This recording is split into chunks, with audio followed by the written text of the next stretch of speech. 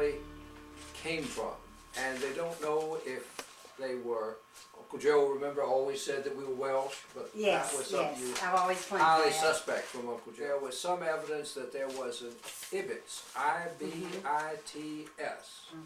who was an indentured servant in Northern Virginia sometime in 1690 or thereabouts, but there's no connection. The first Hibbitts that we know anything about were two brothers. There was a James Hibbett and a brother Robert, and they migrated down from, actually it turns out it was in Maryland. I used to always think it was in Lancaster, Pennsylvania, which was a center for Scotch Irish, and but I think that they came probably from Maryland, which was no more than about 5 miles away from Lancaster.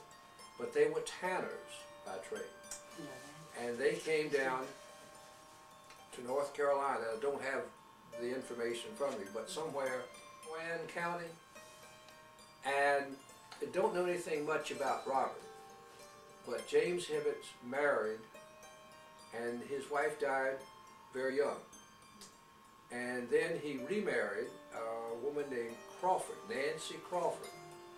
And the interesting thing about that family was that her, I believe, uncle, I don't think it was her father, but I think her uncle took in Andrew Jackson's mother when his father died and sort of helped raise him.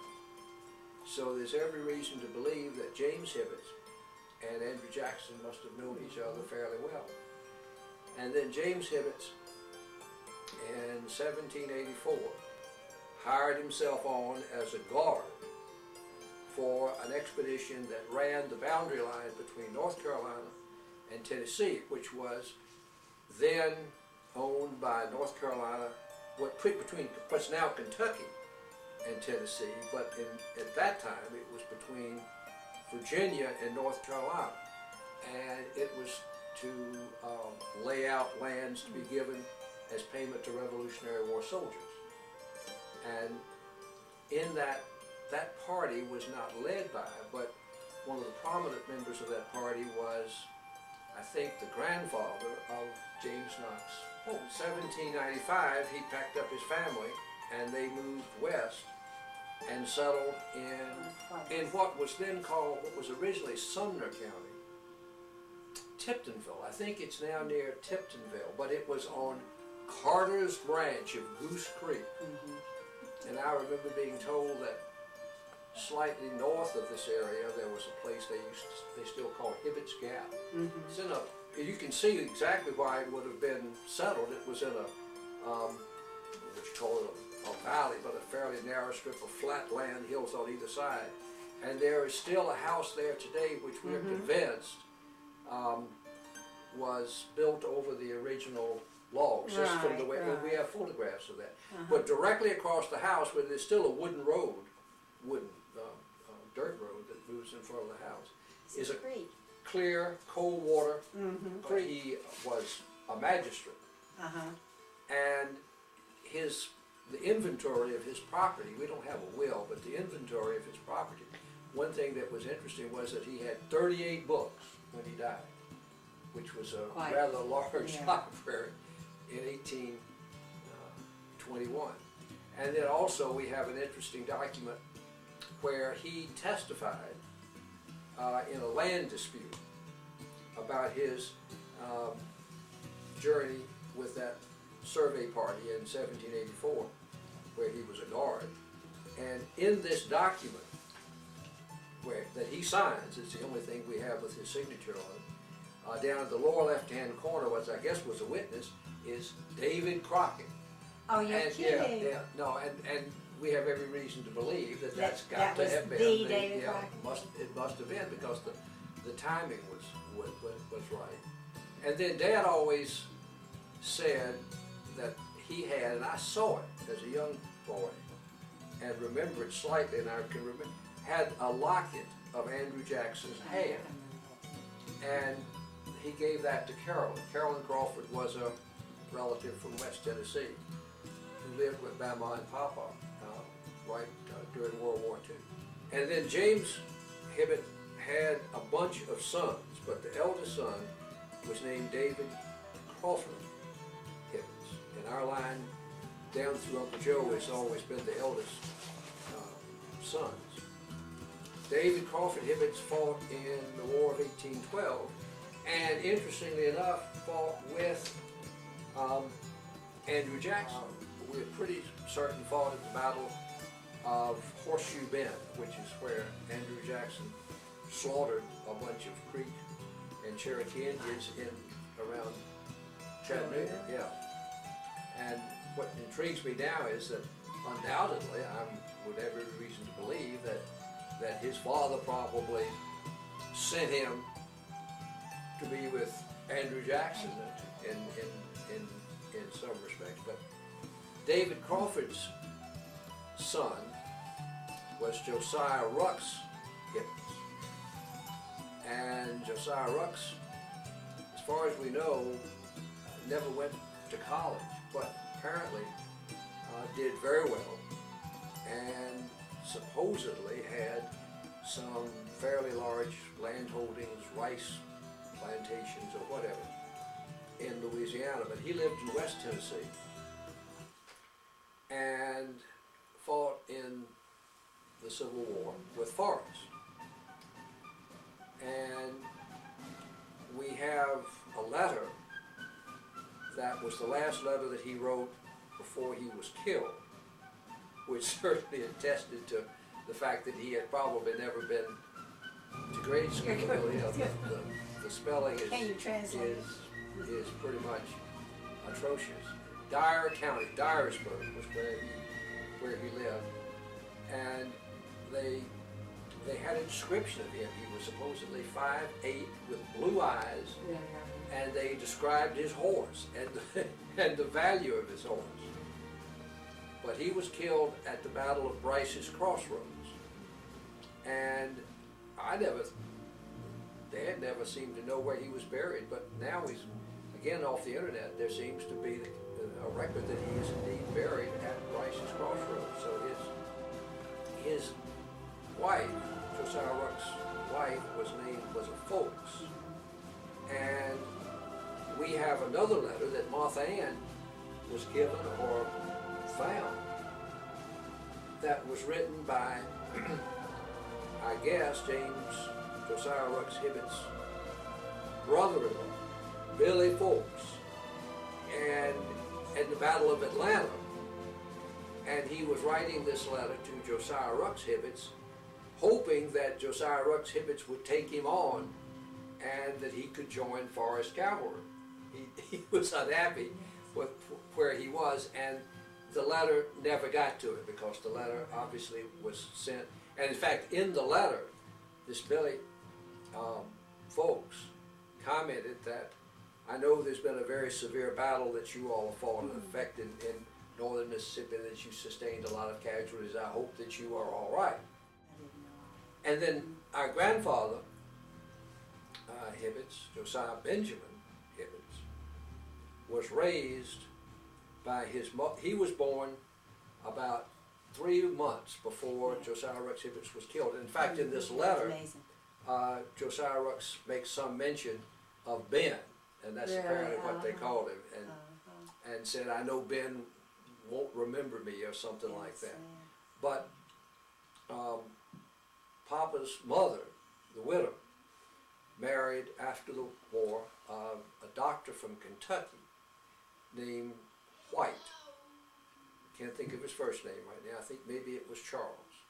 And possibly because of that influence, Papa, our grandfather, paternal grandfather, aspired to be a doctor. And there was something about him possibly going to school at what would have been then the University of Tennessee, I guess, but he didn't, and he went to the really sort of first medical college of any note in the country in New York. He didn't go to Johns Hopkins then? No, he went to Bellevue. Okay. And there's we have a photograph of him as a young man, and reportedly when he was 19 years old, he had white hair. And then Bama, our paternal grandmother,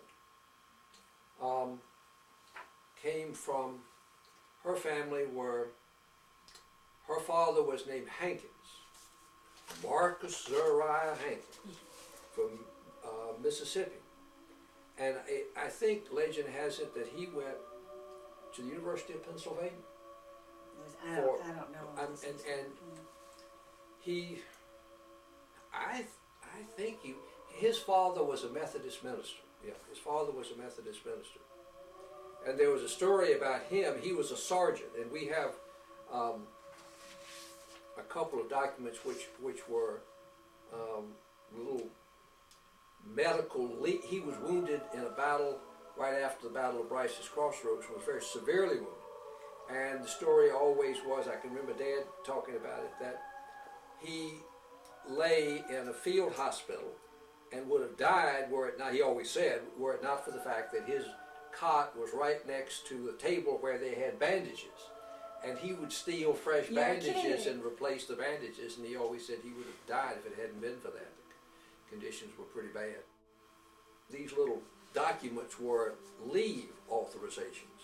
And I've often wondered why they were saved, because you wouldn't think they would be of any note. They were dated in March, I think, of 1865. And then I read later that at that time the Confederacy, of course, was falling apart, and desertions were rampant. And in this particular part of the country, in Mississippi, and with Forrest Cavalry, deserters, when they were found, were promptly shot. So to have had this document in your possession when you were going home was a matter of life and death. Yeah. So I guess it's not hard to see why he took some trouble saving that. But there was a story about him, supposedly, that as a sergeant, he was marching along with his outfit, and they came to a place in the road where the Yankees were firing across the road. And the commander of the regiment was uncertain as to what to do, and so he comes to Marcus Zuriah Hankins, the sergeant, and says, "What should I do?" So Hankins gets out his watch, pocket watch, and times the artillery fire. And so they cross the road. It's supposed. Well, there's always a story about burying the silver. The Gardeners in West Tennessee, the fighting there was fratricidal, because there were a number of Union sympathizers in West Tennessee. But the Gardeners, and in fact I think I have reference to this in a letter where they literally buried the silver in the backyard when the Yankees came. There was another funny story about the company in which Josiah Ruxin, and he was called Joe, marched off to war in 1861, was led by a very apparently earnest young man whose name I can't think of right now, who was a captain who Josiah Rux later replaced. Apparently didn't turn out to be too good a soldier, but he kept a detailed diary, which I found in the state library. And in this letter he describes his company. He said that they were good men, and they marched off, but they had a little bit too much to drink. So I always had this feeling of our grandfather heading off, great-grandfather heading off to war slightly tipsy. We have some letters that relate to, apparently they moved by steamboat up to Missouri, and there was a battle there. Bethel, I think, one of the early battles in the war. And then Josiah Rux Hibbitts fought in the Battle of Shiloh. And in the letter of this other man, he talked about Joe Hibbitts and I and somebody else sleeping out in the field after the Battle of Shiloh, sleeping out in the rain. And Josiah Rux Hibbitts came back after that battle, went back home. And his brother, whose name was Benjamin, and I guess that's why they named Papa Ben, they named after him. And we have a picture of him in uniform, very dashing, with a plume and all and a mustache. He was captured and taken up to the infamous Yankee prison in an island in Mississippi near St. Louis, Camp Douglas. And he was poisoned. He was poisoned. He was poisoned. Turned out by a woman whose son had been killed, a Yankee who had been killed, and she was a little bit deranged, and she sold poison pies to the soldiers. And That's a good story. he was killed.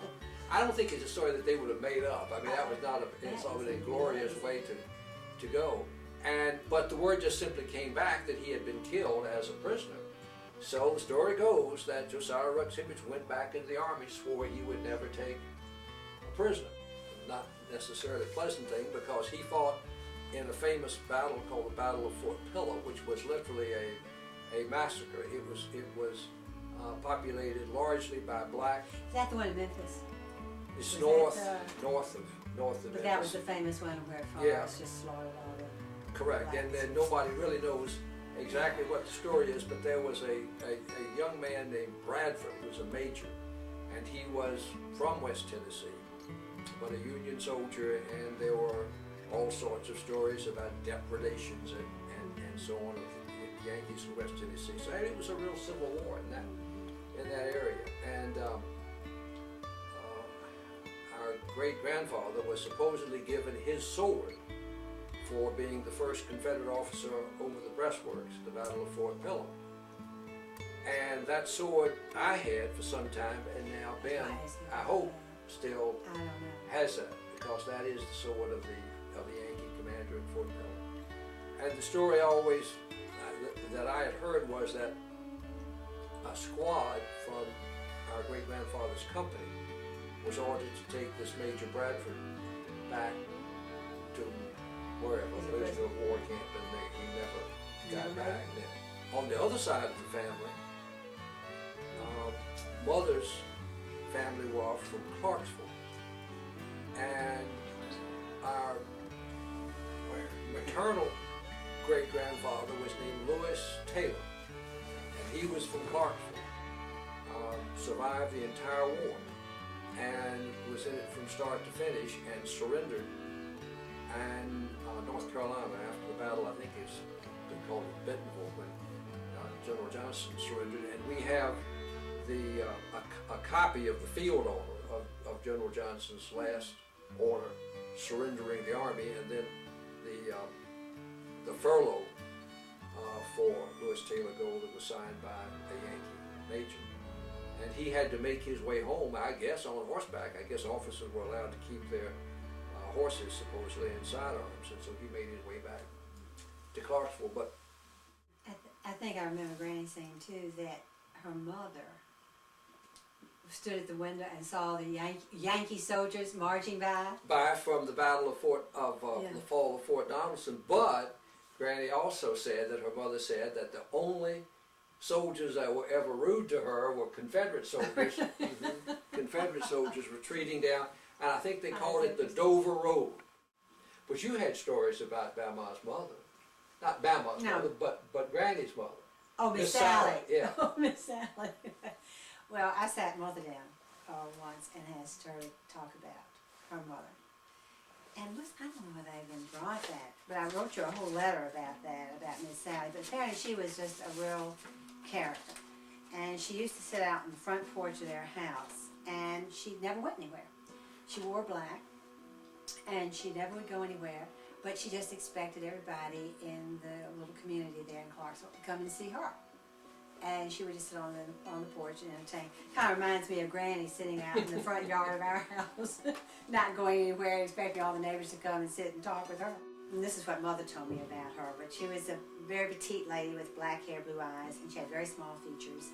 And Mother said she always wore black, and she wore with a white apron, and she always wore the long mourning veil, which was very popular back then after her husband died. So Mother always remembers her with the long, mourning veil. She probably lived, I guess, maybe 10, 15 years, I would imagine, after he did. Yeah. And, this was what it was, I guess. Then her husband, Mr. Gould, had a spinal operation at Johns Hopkins Hospital. Oh, for goodness sakes, no, I never heard that. Yeah, from which he never fully recovered. And this is when Aunt Ruby came over from Virginia to help take care of him. Her father, Thomas Frederick Pettis, we have a portrait of him now, an oil, And No. he was from I'm Virginia. shocked. He was from Louisa County, Virginia. Yeah. And the Pettis Yeah. family were an old family in Virginia. In fact, north of Tidewater, south of Williamsburg, Yeah. is the site of the Pettis plantation at what is now Kings Mill, where they have the Kings Mill golf tournament. And so Okay. he was part of that family, but he came to Tennessee from Louisa County, Virginia, and was the mayor at one time of New Providence. And I think he was probably in the tobacco business. Lewis Taylor Gold was a tobacconist and apparently did extremely well. On the other side of the family, the folks were apparently now the folks being and I can't think of her, they call Grandma White, they call her. Okay, that But she was a folks, but she remarried this doctor, okay. White, after Josiah Rex Hibbitts was Okay. killed in the war. But her family were all folks, and they were apparently a fairly volatile and high-strung family. There are a couple of wonderful stories about them. One of them that Dad, my father, said that he had heard a lot as a young man and as a boy and never believed to be true, and it was a story that right before the Civil War, one of the folks went down to New Orleans and lost a slave in a poker game. I remember that one. Yeah. And when he returned, his father gave him some money and said, "Do not come home until Until you you bring find him in." that slave." And the story was that he indeed retrieved him and brought him back. And Dad said that he and Papa being our grandfather, Josiah Benjamin Hibbitts, were traveling one day up to West Tennessee. They had some small farms up there, and they would go up periodically, and they stopped at a little country store somewhere, a little western town in West Tennessee.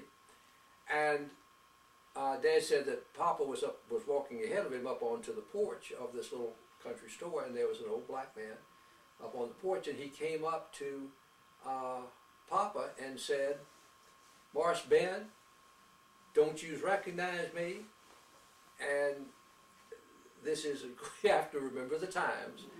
Dad said that it was a characteristic. Papa was always very respectful and proper in talking to blacks, but he called him John and said, "No, John, no, I'm sorry, I don't."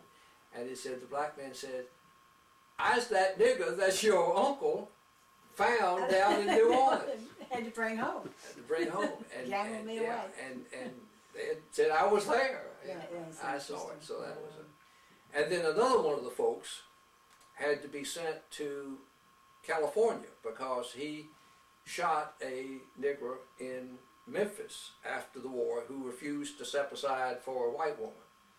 So those were... These are some of the stories I wish we didn't have to reveal. but they are there. Now, our maternal grandfather was named Chambers, and we always thought it was Archer, and David, and it turns out it was Archibald. Oh, you're kidding, no. William Archibald. So David is really David Archibald? David is really David Archibald. David. And he came from a family in Virginia that lived in a town, primarily around a town called Blackstone. And they were fairly poor. They were certainly probably impoverished by the war, never really recovered from the war. Okay. So they sent him off as a young man to Tennessee, and he was hired. I think that this Mr. Pettis, among his other enterprises, had a grocery store in Clarksville or in New Providence. And Mr. Chambers was hired to work in that grocery store. But then I thought Aunt Ruby, who was at Chambers, I thought that she came down to nurse This may Granny's be brother, who in the flu epidemic. Is that right? Yeah, no, that's right. Because he died. Stephen Pettis. They became engaged. That was the story. They became That's engaged, right. and Miss Sally didn't approve. Didn't approve. She didn't want her only son getting married, and so she kind of broke it up. Grandmother never talked about Mr. Chambers. He committed suicide. He was a very wealthy grocer, wholesale grocer. In fact, there were two, Raglan Potter, and what was the other big grocery chain in Nashville? Still there when we were young. Not the Raglan Piggly. Potter, and the other one was a little bit better known. Not the Piggly. but they were his businesses, and he was a millionaire in the time when that amounted to a fair amount of money, back in the 20s, and thought he had lost everything in the Depression. Ironically, it turned out that he really hadn't. But 2 months after I was born, in September of 1931, he went in Centennial Park and shot himself. Well, now that's interesting, Louis, because I thought I had heard that he shot himself in the apartment. Oh, really? That Granny and he apparently were living Really? in after they must have sold the house. But, yeah. and the daddy was the one Who found him? Yeah. And I always heard that he was the oldest of what, like 10 children in Virginia? Did you mention that already? No.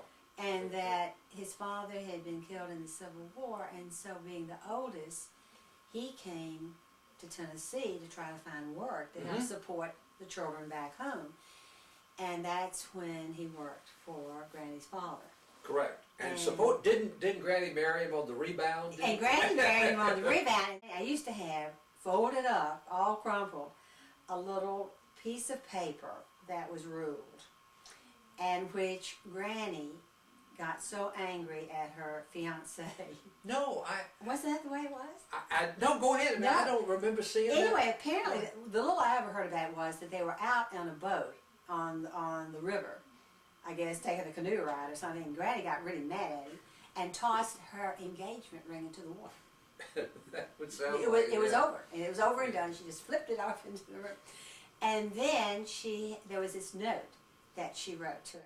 Anyway, my grandfather, unfortunately, was not really an educated man. Oh, I'm sure he probably never got through. Probably high never really school, did, yeah. and he worked very hard, and he became successful, and opened up his own. And they eventually moved from Clarksville to Nashville because Granny didn't like Clarksville.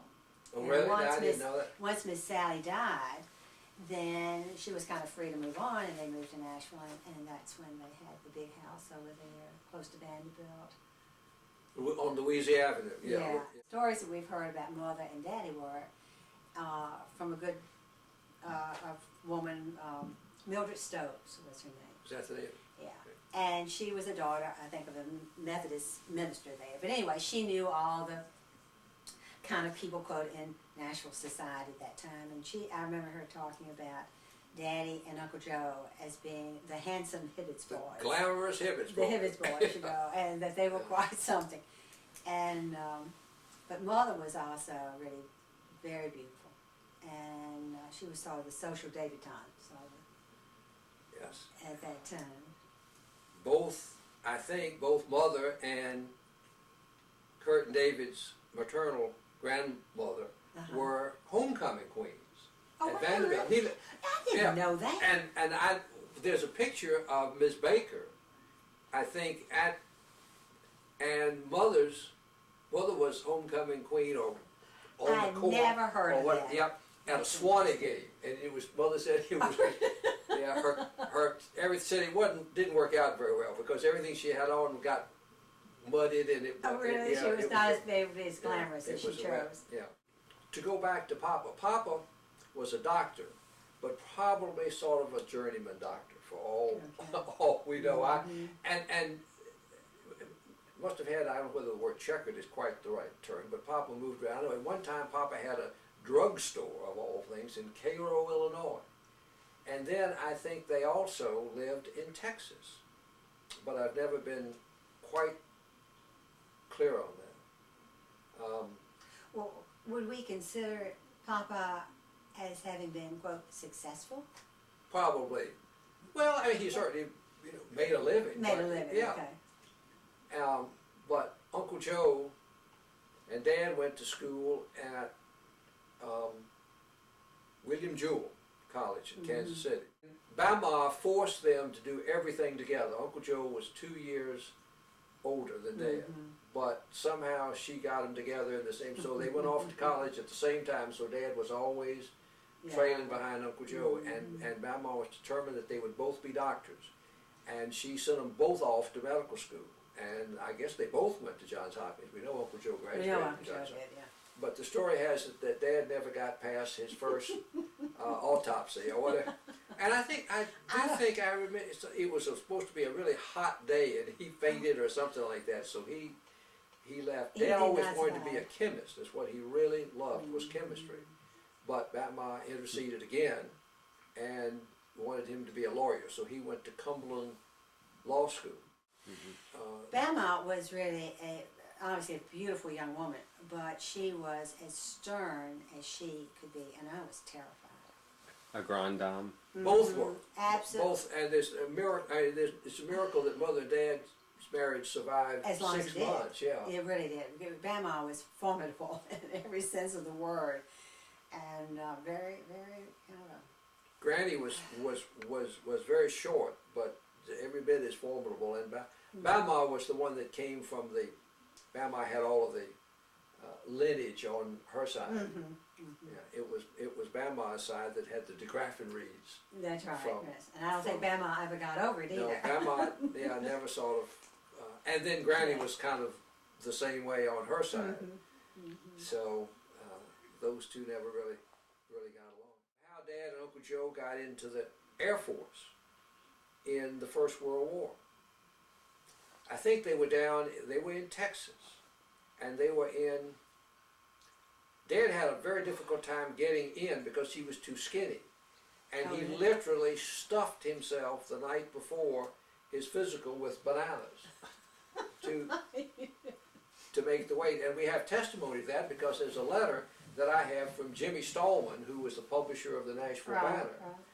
And it was a letter that was written shortly after World War II, I think, to Dad, in which he recited, do you remember, Louis, when you and I ate bananas so we could get in? But they were in, Uncle Joe remembers riding around on not riding around, but taking brooms and straddling brooms and acting like they were in the cavalry down in Texas, and carrying logs that were supposed to be artillery.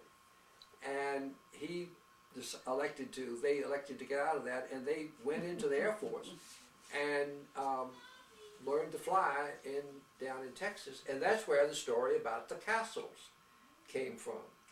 Vernon and Irene Castle were the famous dance pair of that era.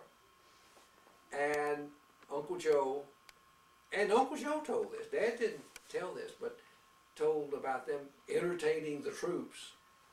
And at a party afterwards or whatever, supposedly Irene Castle danced with Dad and said that he was the best dancer which I do not believe, because Mother always said Dad was too stiff. But I want you to, it went to Daddy's head because Rowena, who's our stepmother, talks about how Daddy wooed her at the Brown Hotel in Louisville by taking her dancing. But I guess they were sort of probably a dashing pair. I know Dad courted Mother by taking her up on a flight. Mother has talked, and how in the world he ever talked Mother into getting into an open cockpit? I'll never know what Mother said. He had a silk scarf and the whole thing. And physically swept her off her feet. And I think Carla, who was our cousin's wife, I think Mother revealed to Carla that one of the reasons that she really married Daddy was because he was the one that was hard to get. Mother and Dad were divorced in 1938, I think. And Granny took us down to Gainesville. Right. And there was something about, didn't Mother see somebody in Florida or what? Oh, yeah. We learned later that Mother had an affair. And Madoff he wasn't the minister, I think that time was. Mother really wouldn't talk too much about when she was down in Florida, but Mother had a few flings down there. And Daddy came down to see if he couldn't reconcile with her, and Mother was down in Florida. Down in Miami or wherever it was with this other person. And that's when Daddy got so mad that he just picked us up and took us back to Nashville. That's right. That was so strange because I went to Ransom School, and Granny, and I don't know how this ever worked, but Granny, I would go from the Soulgrave Apartments to Ransom School, and Granny had a chauffeur who would come and pick me up at Ransom School. I think I was the only kid at Ransom School picked up in the afternoon by a chauffeur. And you realize you were only about, what, 4 blocks away from the Yeah, Soulgrave Apartments? Yeah, probably only about 4 or 5. But Granny could never drive. Granny never cooked, of course, and never drove. They had a purple Packard. That's right. The first car in Clarksville, and it was a purple Packard. And then, did you ever hear the story about the accident? The car overturned. No, but before you tell that, the chauffeur had to wear a purple livery. That's right. outfit. Purple livery. First car in Clarksville, and that car overturned and pinned Granny underneath the car, and gasoline leaked all over her, and she was underneath that car, and the story goes for something like a couple of hours before they could get her out. But also going back to our grandfather, because we're talking about the wholesale grocery business, he got the idea of the chain stores, the Piggly Wiggly. Does this sound right? Could very Before well they be. ever started, and then unfortunately, as Mother says, that one of the reasons that it never got off the ground, never did do so well, is that somehow he trusted a lot of people and they let him down, and something he went was wrong, a very. and I know just Dan never, said that he never heard anybody say anything but a kind Good of things word about about him. him. Yeah, he really, and he was just obviously a born businessman. But Granny was not, because you said that he had. He was the oldest of several. He brought one of his brothers, Jack, That's right. Uncle Jack, down and set him up into the Coca-Cola business in Alabama. Jack Chambers. And Jack Chambers apparently tried to get Granny to buy Coca-Cola stock back in the and Granny wouldn't do it because she didn't like the taste of it.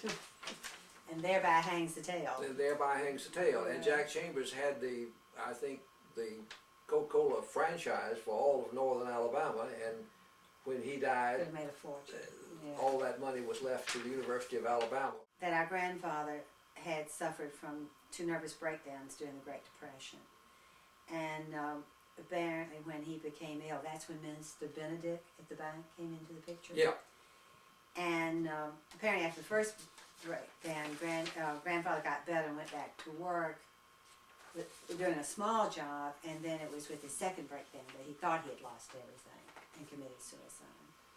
And Mother just said that he just apparently was just a very depressed person, and he may have always been, considering all the circumstances. Yeah, I have it too that he shot himself at home. Oh, this is it. Shot himself at home. Granny found him, and then Mr. Ward called Daddy. You know, the Ward family, okay? They called Daddy and asked him to come over, and Daddy went over immediately. Aunt Ruby, who was really the one sibling on our grandfather's side back in Virginia, who really stayed in touch with us. I think she and Granny became pretty close friends. Yeah. Apparently Aunt Ruby came after our grandfather died, took Granny and took her on a trip. And after that, that's when Granny moved into the Hermitage Hotel.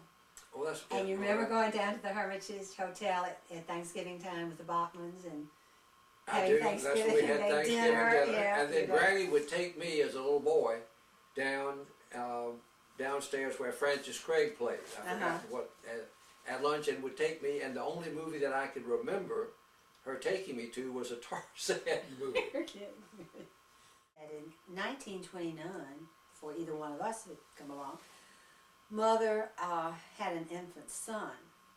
That's right. And it was a premature birth at 7 months, and so the child died about 2 or 3 days after that, I think. And it's buried up there in Clarksville.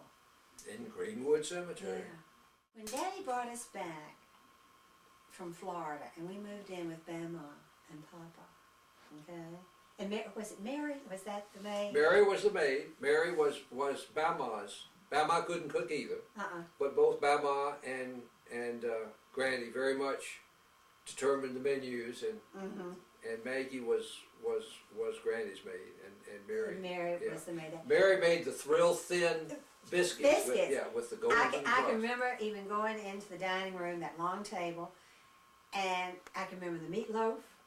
Do you remember the meatloaf? It had Oh, a yeah. very special kind of tomato sauce. That's right, because I've never had as good tomato. because Eileen, who was a meatloaf family since then. friend, had meatloaf, and Eileen's meatloaf was very different from I can remember that as old. But it was very the impressed by biscuits and tiny little green peas. that. Yes, Dad Were the loved things green that I peas. remember. Yeah.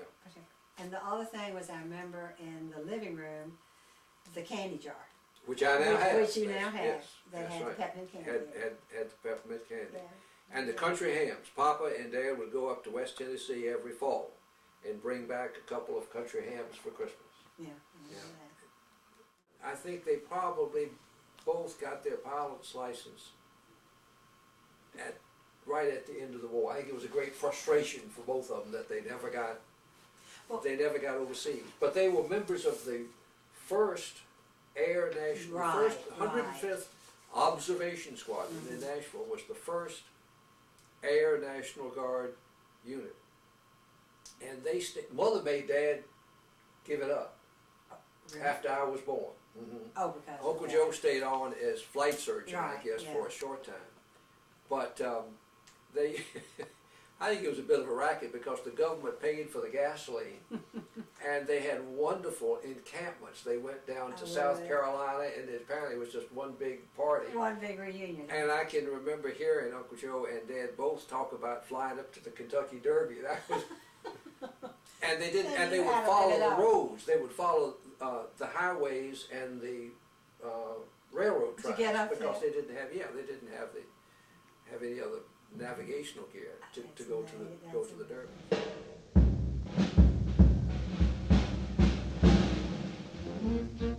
How did Dad even, because in the Second World War, he was a major, so how Daddy did that got- come about? Well, and they knew some very interesting people. For instance, they knew Jimmy Doolittle real well, and a lot of the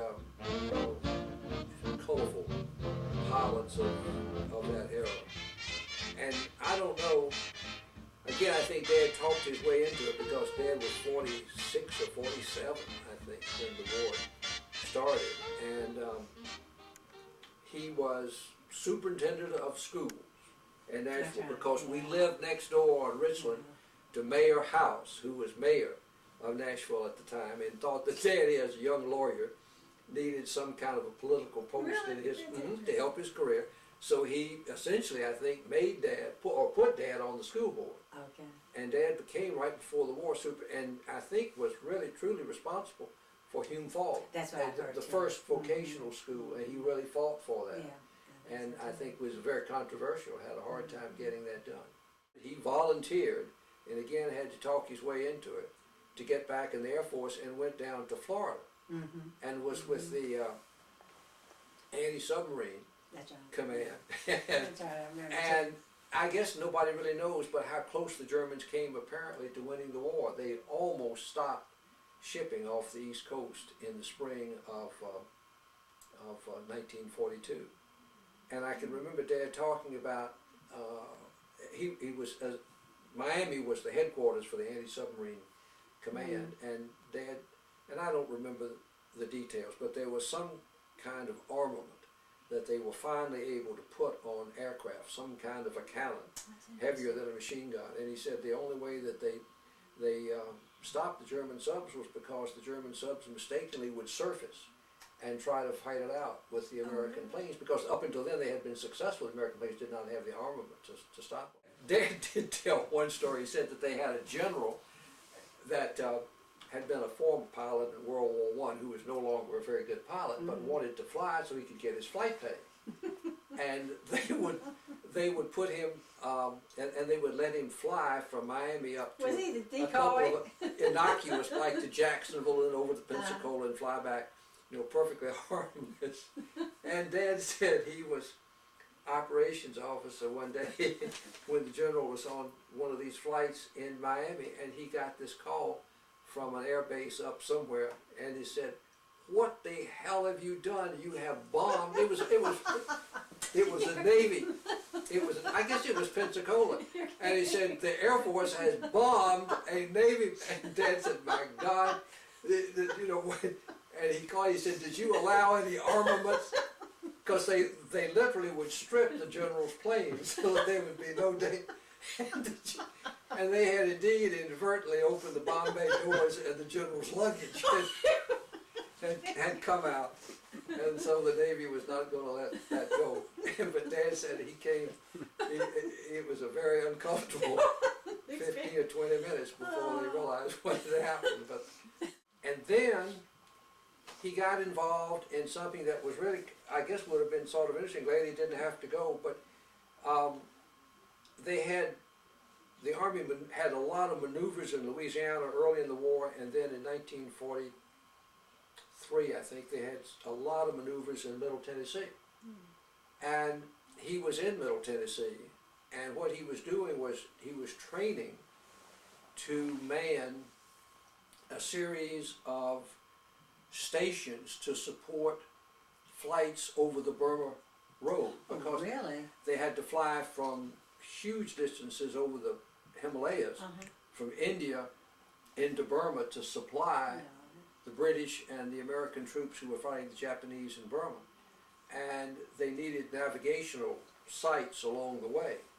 And Dad was going to do that. That's what he was training in Middle Tennessee. And I can remember one time, as what I must have been 11, 12 years old, he took me up to Murfreesboro in the middle of the maneuvers, and I can remember all of the troops and tanks and everything. And he took, I don't know how in the world he was able to do that, but he took me up, and I have very vivid recollections of that. And he was all set to go.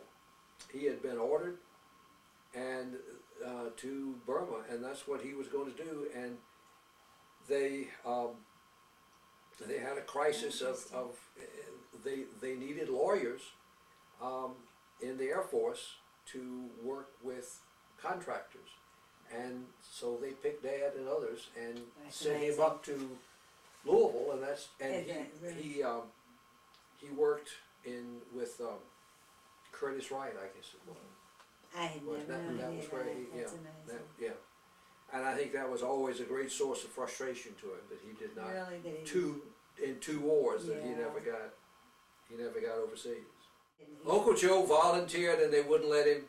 Aunt Miriam was successful in keeping him from going in, but he tried to go in. But as a doctor, they I think were able to persuade him that he really needed to be. Uncle Joe really was, I hate to use the word successful, but he really did have a very interesting medical practice. Yeah, he was as you well know, he was an internist and a wonderful diagnostician, I guess. Papa worked with him. But what was interesting was, I think, that Uncle Joe was part of a very ultimately famous group of doctors at Vanderbilt University. That's right. Most of them were Johns Hopkins trained. And they had Big Six Hamilton, Merrill Moore, the famous poet and doctor. I cannot remember their names, but Vanderbilt Hospital spawned some of the best doctors in the United States in the late 1920s and early 30s.